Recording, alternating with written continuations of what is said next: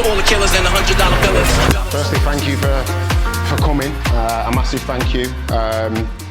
It's a pleasure to be able to bring people together, to network, to socialise, and more importantly to read and educate ourselves. It's a massive passion of mine, and that accountability that we're forming together is going to be super important.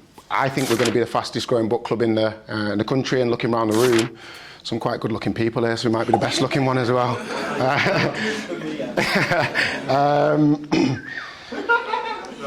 Yeah, it would be you and Abs.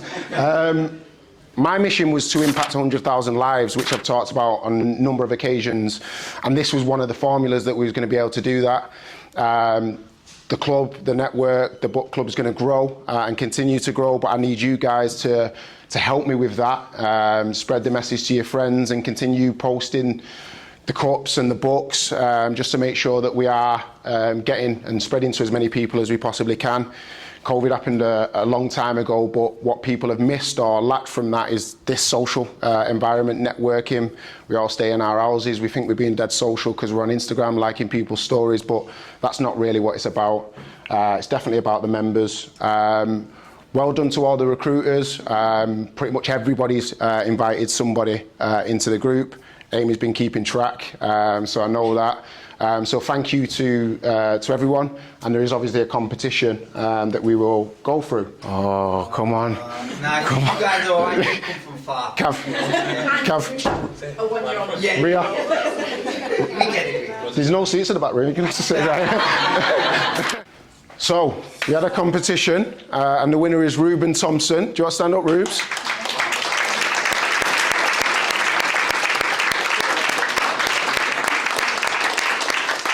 The competition was for the person that recruited or got the most people into the group. It was neck and neck for a long period of time, but Ruben fought outside the box just at the back end of last week and put a link in another networking group and got 11 recruits and won.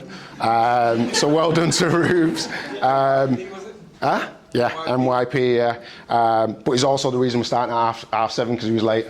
So, so I wanted him to see this. Well done. You will be going to Mottram Hall, a spa day for 2. So the plan for me ultimately is to have the biggest and fastest growing book club in the UK, maybe even the world.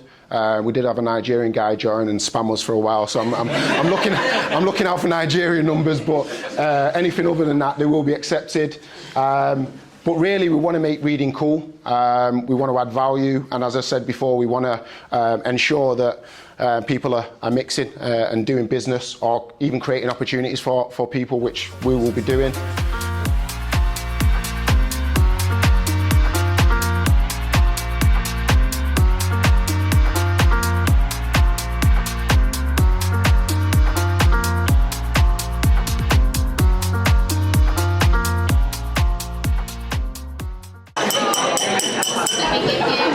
Joe and Julia.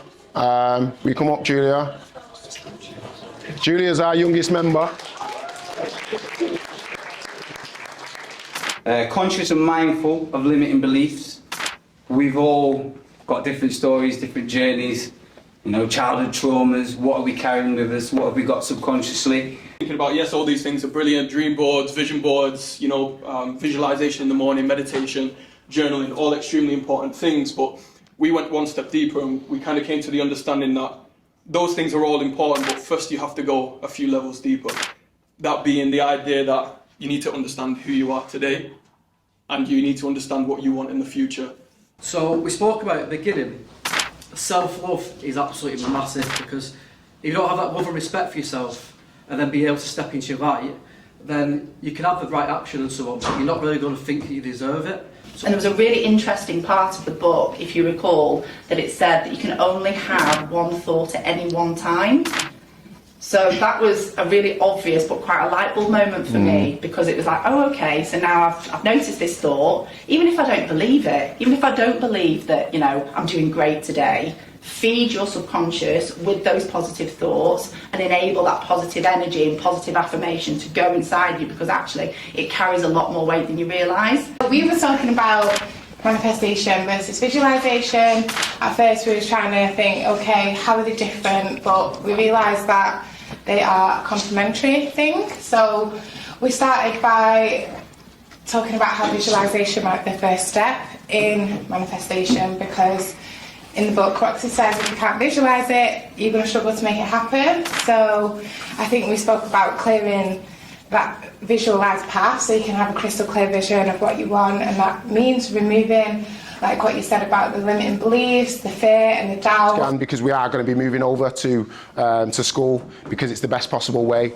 Like I said, we've had leavers, we've had people that are not comfortable sharing the numbers with hundreds or thousands of people, so it's the best way for the community to go. And ultimately what it'll do is allow us to get venues like this, or even bigger.